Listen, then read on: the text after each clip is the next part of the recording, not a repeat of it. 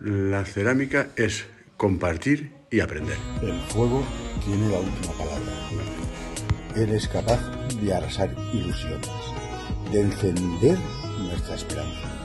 Y cuando sale lo que sale de su interior, hay veces que nos enciende el alma. Hay momentos que compartir lo que sale del horno, compartirlo con amigos de verdad, es algo inexplicable.